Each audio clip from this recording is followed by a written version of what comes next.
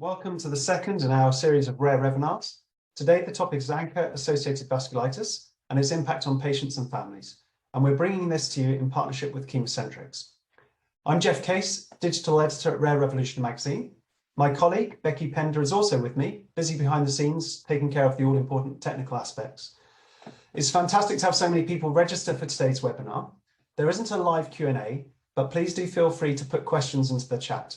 These will be answered individually if possible, or through the article that will be published following the webinar.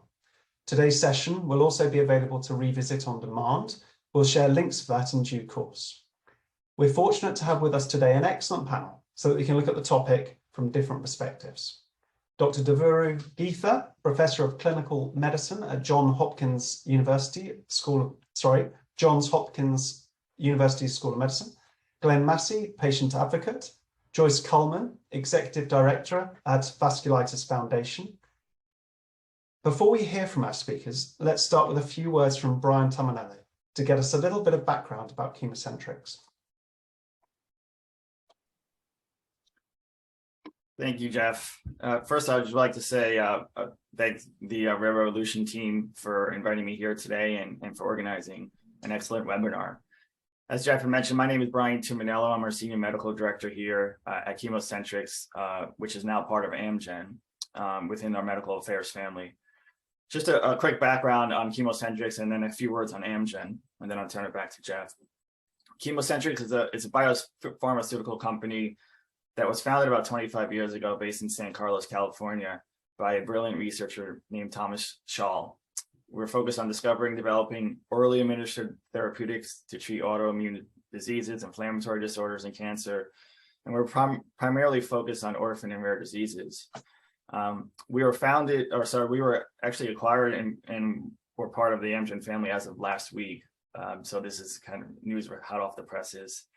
And Amgen is really a premier biotech biopharma company that was founded in 1980, and it focuses on areas of high unmet medical need and leverages its expertise for solutions that improve healthcare outcomes and really dramatically improves healthcare lives. Amgen has a presence in about 100 different countries and regions around the world, and it reaches millions of patients and really is developing a pipeline of medicines with breakaway potential. So I'm happy to be here today. And on behalf of the ChemoCentrix family, we're proud to be part of the Amgen family. So thank you. Thanks so much, Brian, for setting the scene with that background. The next part of the webinar is about getting an overview of the condition to understand what ANCA-associated vasculitis is. So let's turn to Dr. Geetha with our first question. Dr. Geetha, can you tell us a bit about ANCA-associated vasculitis and how it presents and manifests in patients? Sure. Good morning or good afternoon to everyone, and thank you all for joining. So just to give a brief outline of what vasculitis is first before we jump on to ANCA-associated vasculitis. So vasculitis is a general term that refers to inflammation of blood vessels, leading to narrowing, scarring, or weakening of the blood vessels. And it can pretty much affect any blood vessel in the body, so the symptom would vary from person to person and really depends on what organ is affected. ANCA-associated vasculitis is a vasculitis that affects predominantly small and medium-sized blood vessels.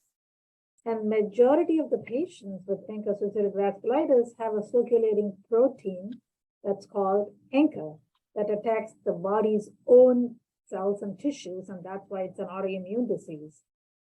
So ANCA vasculitis commonly affects kidneys, lungs, skin, peripheral nerves, and joints. And it is a serious but actually treatable disease. Okay. So early diagnosis and treatment are really critical to prevent life-threatening complications. And treatment often involves using steroids with other medications that suppress your immune system and help to reduce the inflammation.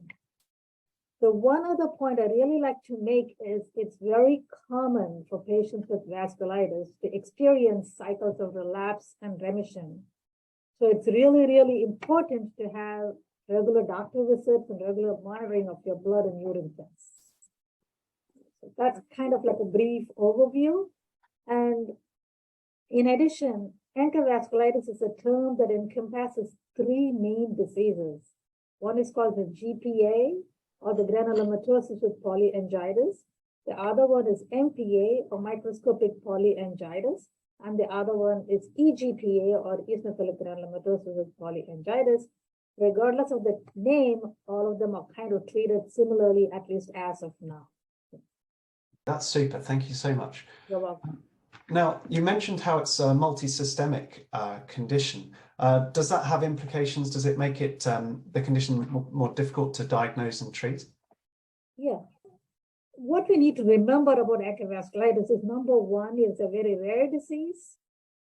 So, it can be very hard for people to know, because unless you have expertise in this, you're not going to think about the condition. So in some of the studies that looked at the median time to diagnosis, it was about 7 months. And you can imagine what will happen if there is a delay of 7 months if someone has vasculitis in the kidney, because it's very rapidly progressive, right? So the rarity of the disease makes it a really diagnostic dilemma and leads to delays in diagnosis. Secondly, ANCA vasculitis can actually have symptoms that mimic other common diseases, right? So many patients can just be feeling lousy, they can have fevers, night sweats, weight loss. So oftentimes other rheumatologic diseases or infections or cancers or allergies can present the same way. So it's really hard for a primary care physician who has not seen a case of vasculitis to actually think about this condition. And thirdly, as you mentioned, it affects multiple organs. So some patients are seen by multiple specialists for months before a diagnosis is considered. They need to see an ENT doctor and go through 5 rounds of antibiotics before a diagnosis of vasculitis is considered. So the multi-system nature, the rarity of the disease makes it a real diagnostic dilemma and can lead to delays in diagnosis. And that's why collaboration among specialists is really important here. Okay, much. That's great. I'd also like to look at the challenges and gaps that exist in the care pathways. Perhaps we can turn our attention to that. So again, with you, Dr. Geetha, for now, what do physicians look for in a person when they diagnose ANCA-associated vasculitis? So a majority of the patients can just come and say they just don't feel well. A lot of times they say, I'm not feeling well. And then when you specifically ask, they'd say, I haven't been eating, I don't have energy, I've lost weight, fevers, or very non-specific symptoms sometimes. And at other times, depending on the organ that is involved, if there's some sinus involvement, they'll say bleeding from the nose, crusting from the nose. Or if they have lung involvement, shortness of breath, cough, or even coughing of blood. With kidney involvement, it's kind of, they don't have any symptoms until it's kind of like really late stage. So really for the renal disease, blood tests and urine tests are your first pointers. Seeing blood or protein in your urine, seeing your creatinine on the blood tests go up. Those are the early signs. And if they have eye problems, they can have painful eyes, red eyes, loss of vision. If they can have a skin rash, the skin is affected. The nerves are affected, they can have tingling, numbness, and loss of movement of your hands or feet. So it depends on the organ that is involved, but sometimes that can be non-specific as well. I mean, I think the key is if someone comes with a systemic disease, there are more than one organ involved, we have to think about vasculitis, in addition to everything else like cancer, malignancy, rheumatic disease. Yeah. Okay, a little bit about the challenges and gaps here in care pathways. In terms of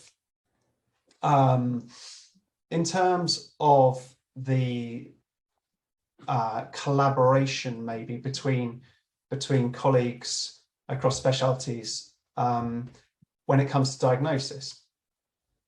So as you mentioned, the multifaceted nature of ANCA vasculitis is a challenge for healthcare, okay? And given the multi-system involvement, they're often cared for by different specialists. And the most commonly, either rheumatologists or nephrologists or pulmonologists or the ENT doctors are the ones that are, caring for these patients. And so diagnosing and managing ANCA vasculitis actually requires a team of experts who are comfortable with diagnosing the condition, managing, and also have a knowledge of managing the complications that are related to both the disease as well as the treatment. So I think the collaboration really becomes important, and it's really a central pillar in managing these patients. And also, when you have good collaboration, I may have an ENT colleague who's seeing someone with sinusitis, and he may be thinking it's a bacterial sinusitis and going through 2 or 3 rounds of antibiotics. I'm a kidney doctor, and if I get urine tests or blood tests and notice that there's blood or protein in the urine, then my automatic next thing is to do an NCAT test and a kidney biopsy, so I can help expedite that diagnosis of ANCA vasculitis that has not been considered. So I think collaboration is key, both in diagnosing and managing these patients. It's a challenge, but also key, just because, expertise among specialists is not available around places. So, oftentimes patients have to travel a lot to see the specialists or the experts. Yeah. And Yes. so I think education here becomes very important, both to primary care doctors as well as patients. Yeah. Okay, that's great. Thank you. Yes, and that, of course, all of that travel is quite a burden on patients. Right. You've talked about the importance of collaboration. What other challenges are there for HCPs, healthcare professionals, in care management for people with ANCA-associated vasculitis? I think, one other thing is the level of education, right, among not only healthcare providers, but also patients. Okay, most patients have limited information, and there is really a knowledge gap regarding the type of information that the patients need. There's only a few studies. There was one in 2014, which looked at the patient's educational needs.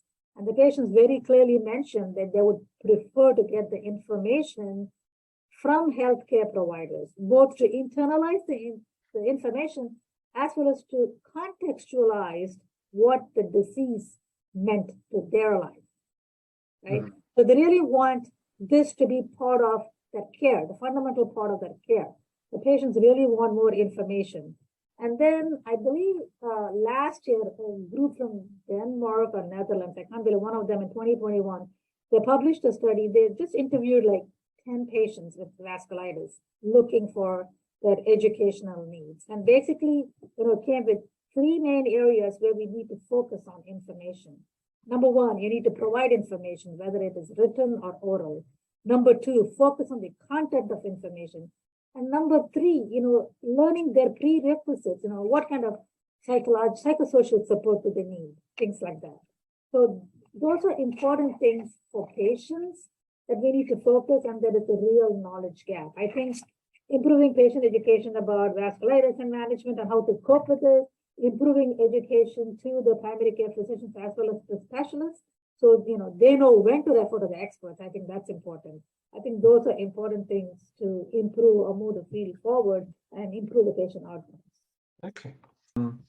There's what other resources I can see how improving patients' knowledge and confidence in their care is key. What other resources are available for patients to learn about their conditions? Support groups, non-profits, online forums. So with regard to that, I think the Vasculitis Foundation, I'm sure Joyce is going to cover during her session. I encourage all my patients to join the Vasculitis Foundation as well as to look on their website. It's an excellent resource for everything, not only to know about the disease, but even about trials and new therapeutics that are being approved, things like that. And similarly, just like Vasculitis Foundation in the US, they have VF in Canada. There's vasculitis in UK. I don't know the exact name, and they all have links to the support groups. There's a GPA support group. I think Laurent Curie Foundation is another one, I think, in the UK that they have. So lots of foundations who will link you to support groups. And I think patients get a lot of information. I think during the COVID, those kinds of social networks really help the patients.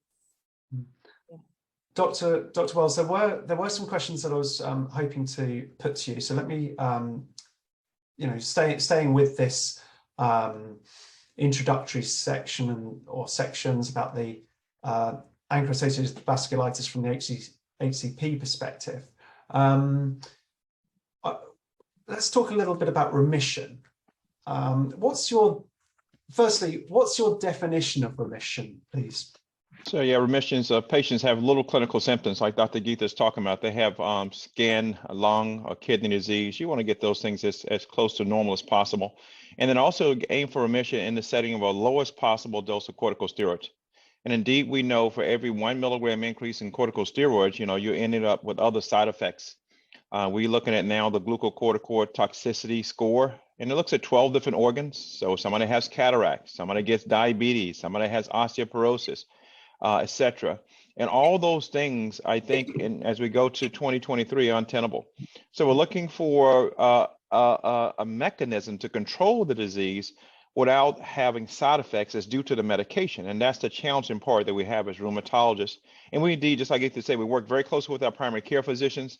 I see my patients, I'm busy now, but virtually every 3 months, and then at least every 6 to 9 months physically in the clinic. But in between those times, they're getting their labs done, they're getting their urine done, they're getting the imaging, all those things we need to make sure the disease is under control. So for me, remission is going to be few clinical symptoms, very few flares in the setting of low corticosteroids. Oh, great. So that's very clear. Thank you. Do you refer to treatment guidelines when defining remission?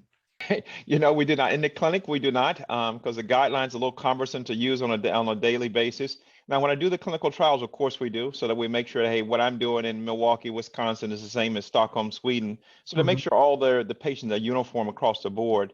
And indeed, that's what we do when we do clinical trials. But in a busy practice, for me, I only spend 15 minutes with a follow-up patient. But before I get on with them in 15 minutes, I have their blood work, I have their imaging, I have their urine, I have all those features that we need. And then those 15 minutes to say, hey, how are you doing? Have you met the goals that you want? Are there any new problems or symptoms that are going on? And we kind of go from there. The BVAS, the Birmingham Vasculitis Activity Score, is that something you use to confirm revision? That, but it's more of a kind of gestalt. Do we do all the specific measures of it? But I think that's a very, very nice measure. I call that a kind of a ruler or a yardstick. And that's what many people try to go aim for. We're not able to get there in all of our patients, but that's really truly, I think, an aim. And that's a reasonable one, I think, that people should have in mind. Okay, so I think you touched on this already, but just to perhaps recap a little bit, what labs, clinical presentations do you look at?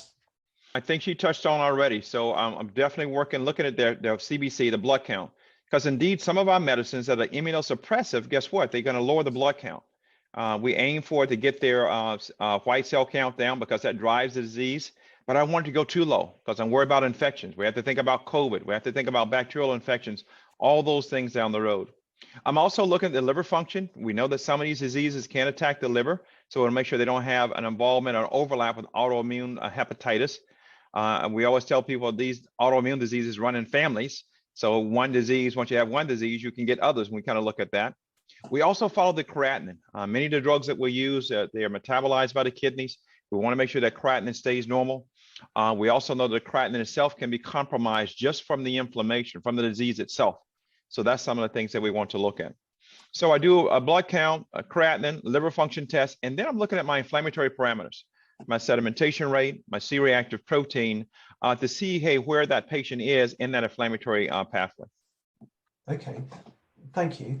What is the difference between remission and complete remission, finally, please? So it's almost an analogy we use with rheumatoid arthritis. So I have some patient with rheumatoid arthritis, we talk about complete remission. That means they have no clinical signs, they have no laboratory signs, and they have no imaging signs of remission. So I've almost kind of borrowed those for the same thing when I'm talking about somebody who has an ANCA-associated vasculitis. They have no clinical signs of disease. Their imaging is almost normal, okay? They're not worsened. So if I'm doing a CT scan of the lungs, I'm looking at imaging of the kidneys. I have, looking at the skin. And then also we talk about, hey, what do their laboratory studies look like? So clinical, imaging, and laboratory, all those together give you complete remission.